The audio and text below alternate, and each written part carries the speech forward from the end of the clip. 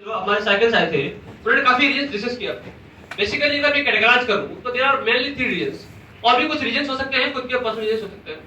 और mainly 3 reasons, पहला तो कंप्यूटर लिटरेसी कि हम आईआईटीज में I was in second year of my college last IIT BHU में था। तो एज सच मेरे फ्रेंड का भी फोन आया था कि आपको आया होगा और बुला के लेके आए हम मीटिंग में, सेमिनार में। तो मेरा पिछला जो बैकग्राउंड है, एकेडमिक बैकग्राउंड अगर बताऊं थोड़ा सा अपने बारे में, तो इतना स्ट्रॉन्ग है कि जो एक 17.5, 18 साल और 19 साल के बच्चे के जो ड्रीम्स होते हैं वो मैं सारे फुलफिल कर चुका था। जो एक प्राउड के मूवमेंट देने होते अपने पेरेंट्स को, वो सारे मैं दे चुका था। क्योंकि एकेडमिक बैकग्राउंड मेरा इतना स्ट्रॉन्ग है पीछे से। I am almost topper through out my first और 12th। I am almost topper. मेरी जो ग्रेजुएशन मेरी स्कूलिंग हुई है वो जवाहर नवोदय विद्यालय से हुई है। मैं 10th का डिस्ट्रिक्ट टॉपर था, 12th का डिस्ट्रिक्ट टॉप किया।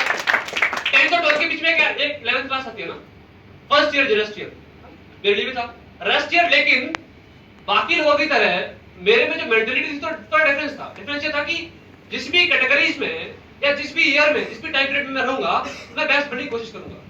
तो मैंने उस फर्स्ट ईयर को बहुत अच्छे से यूटिलाइज किया in term of sports and games. मैं वॉलीबॉल से 10 वॉलीबॉल से national champion in Pune selected. उसके बाद 10 में ही थोड़ा सा टाइम मिला मेरे को, तो बैडमिंटन ज्वाइन किया मैंने and I got selected as a regional player in badminton. इसके बाद 2010 में ही I got I got selected into athletics gold medalist in 100 metre sprint race. ये सारे एकेडमिक्स है क्या स्पोर्ट्स से मेरे जो अचीवमेंट्स थे, मैं प्राउड अपने पेरेंट्स को इतने मेडल्स और इतनी स्टेजेस फेस कर चुका था। They were proud of me at each and every time. जब 12th में था तो जिसके पास पीसीएम है तो सपना होता है ना आईआईटीज, देन मैंने भी सपना देखा, then got selected into super 30। Have you heard about super 30? Super 30 coaching से सिलेक्ट हुआ, यहां पे 30 बच्चे सिलेक्ट होते हैं और ऑलमोस्ट आईआईटी में सिलेक्ट होते हैं। तो आई गॉट सिलेक्टेड इनटू सुपर 30 इन 2011 और एक साल की मेहनत के बाद रिगरस जिसको बोल सकते हो, got selected to IIT BHU. तो इतने सारे जो अचीवमेंट्स थे एक 17.5 साल की एज में मेरे। अब मेरा फ्रेंड है जो नवोदय का था, उसको मेरे पास आता है कि यार देरेश चलना है एक सेमिनार में और वहां से कुछ बड़ा अचीव करना है, हमें अभी अब जो कुछ छोड़ रहे हैं वो अचीव करना है। तो मुझे हंसी आ रही थी। हो सकता है आप लोग कुछ अभी आ रहे होंगे जब सेमिनार में, तो शायद जब आपके दोस्त ने बताया होगा कि कुछ डिस्कस होने वाला है जो हमारे करियर को बदल सकता है, तो शायद आप लोग सोच रहे होंगे तब भी ग्रेजुएशन कर रहे हो क्या होने वाला है। बट एक छोटा सा केस प्रेजेंट करता हूँ। एक छोटा सा केस है। केस क्या है कि ये जो रूम है हमारा, ये रूम है, इस रूम में हम लोग जो बैठे हैं इनमें से कुछ लोगों को दो कैटेगरीज है। दो कैटेगरी आप लोगों को नहीं, मतलब एक जनरल केस है। दो कैटेगरीज है। एक इस रूम के बाहर चारों तरफ से एक गेट है, मतलब चारों तरफ में दीवार है और एक गेट है। आपको एक पर्टिकुलर टाइम मिला हुआ है, कुछ टाइम मिला हुआ है इस रूम में स्टे करने का। इसके बाद आपको पता है, कुछ लोग अवेयर हैं कि इस रूम के बाहर बहुत बड़ा समंदर है। आपको अगर निकलना पड़ेगा रूम से बाहर, और ये मैंडेटरी है कि आपको एक पर्टिकुलर टाइम के बाद निकलना ही है। एक मैंडेटरी है, ये कंपलसरी है। और बाहर समुद्र है और यहाँ पे कोई बोट नहीं है, कोई हवाई जहाज, मतलब कोई भी शिप, कुछ भी नहीं। देयर इज नो मतलब mean available.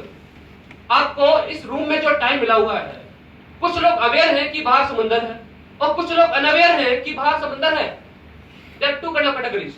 You guys are very lucky कि आपके कुछ ऐसे दोस्त हैं जो आपको इस सेमिनार में लेके आए हैं। You got aware of such facts. अभी बताऊंगा कि समुद्र क्या है वो। अगर समंदर है बाहर और जाना बाहर ही है एक सर्टेन टाइम के बाद, ये कंपलसरी है क्योंकि पीछे से कुछ लोग और आने वाले हैं। Now you have two choices. You got equipments of swimming.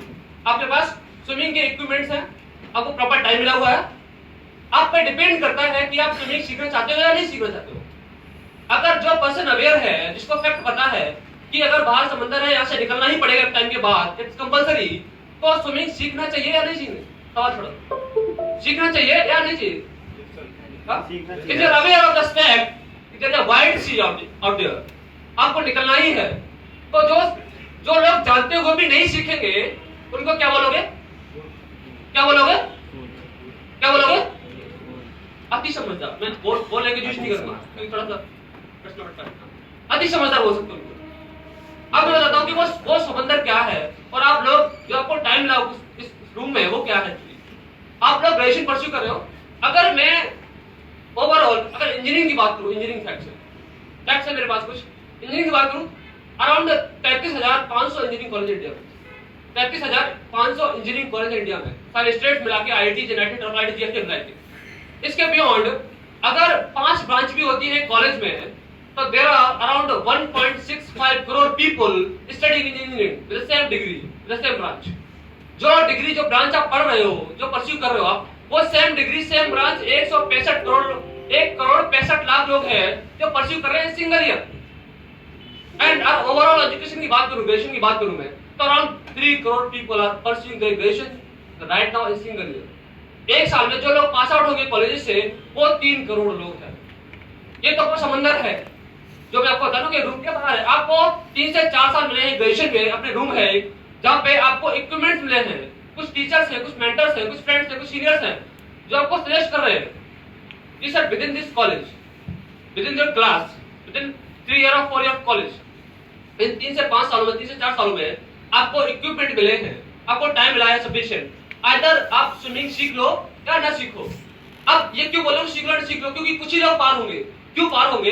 क्योंकि गवर्नमेंटल डाटा है, ये मेरा डाटा नहीं है, ये लेबर मिनिस्ट्री है गवर्नमेंट की, उसका डाटा है इंडियन गवर्नमेंट का, कि ओनली 22% लोग हैं इंजीनियरिंग सेक्टर्स में जो लोग प्लेस्ड होंगे, जो लोग एम्प्लॉयड होंगे। एक्चुअली 22% लोग ही प्लेस्ड होंगे, इट्स अ फैक्ट। और 78% लोग एम्प्लॉयड नहीं होंगे, वो लोग एसएससी, सीजीएल, बैंक, लेखपाल एंड ऑल दैट।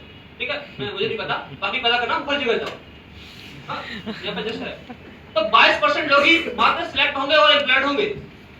आप लोग अभी जिस कैटेगरी में आते हो sir, sorry for that, you are in 78% category right now. Why so? Because the degree you are pursuing right now, there are same 1.65 crore people are pursuing same degree. आप जो degree pursue कर रहे हो, वो degree बाकी 1 करोड़ 65 लाख लोग pursue कर रहे हैं। फिर डिफरेंसेस क्या है? आप 78% से 22% में कैसे आओगे? क्या कर सकते हो सर?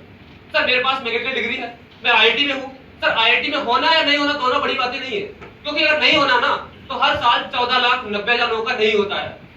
अगर होना भी है ना तो हर साल 10,000 लोगों का होता है, कोई बड़ी बात नहीं है। अगर अपनी बात करूं मैं, अगर मैं IIT में था, अपना गवर्नमेंट होता ना IIT का, बीइंग एन IIT है, तो अपनी बात कर रहा हूं, बाकी और कोई बात नहीं है। अगर सोच में just imagine that you are pursuing BTech in different colleges, BCom, BSc, BTech, polytechnic, diploma, whatever you are doing. अगर यहां से निकलना है तो degree is a simple pass to get into interview room. जो डिग्री है वो एक पास है सिर्फ इंटरव्यू रूम के अंदर इंटरव्यू करने का। आप जब इंटरव्यू में एंटर करते हो फोर्थ ईयर के बाद या कॉलेज के बाद, तो इंटरव्यू की जो HR टीम होती है उसका सीधा सवाल होता है कि सर डिग्री रखो साइड, आप बीटेक डिग्री करने आते हैं मैकेनिकल से, आपने मैकेनिकल से किया, कोई बड़ी बात नहीं करी, आप डिग्री रखो साइड। डिग्री आपके साथ साथ 165 लोगों के पास भी है। इसके अलावा क्या? इसके अलावा आपने with in 4 year of college और 3 ईयर ऑफ कॉलेज क्या सीखा जो मेरी कंपनी के लिए प्रॉफिटेबल होगा और प्रोडक्टिव होगा? मैं आप पे रियलाइज कैसे करूं? मैं जो पैकेज देने वाला हूं, because we have large number of people, enormous people around there, और कुछ लोगों सिलेक्ट करना है मेरे को, 22% लोग मात्र। तो क्या है आपके पास ऐसी अपॉर्चुनिटीज? सर IITs की बात करूं, NITs की बात करूं, तो वहां पे कैंपस सिलेक्शंस होते हैं, कंपनी कॉलेज में आती है, ब्रांच उठा के ले आती है। लेकिन आप लोगों का ओपन सिलेक्शन होने वाला है, ओपन कैंपस, जानते हो ना, आउट ऑफ आपको जाना पड़ेगा। तो उसी कंपटीशन में आप बैठे हो, NIT वाला, IIT, ट्रिपल IIT, GFTI और BIT वाले बंदे भी बैठे हैं। तो सर डिग्री के लेवल से जो फैक्ट्स है ना, वो यहाँ पे, आप यहाँ पे, it's a fact, it's a fact, I am not demeaning anybody. मैं किसी की बेइज्जती नहीं कर रहा हूँ, ये फैक्ट है कि IIT की और NIT डिग्री के जो गैप है ना, दिस इज इट। अब इस गैप को फिलफिल करना है ना, तो this is only there two kind of things, there is skills and capabilities. Skills and capabilities are two things. बोला था ना कि स्विमिंग सीखनी पड़ेगी सर,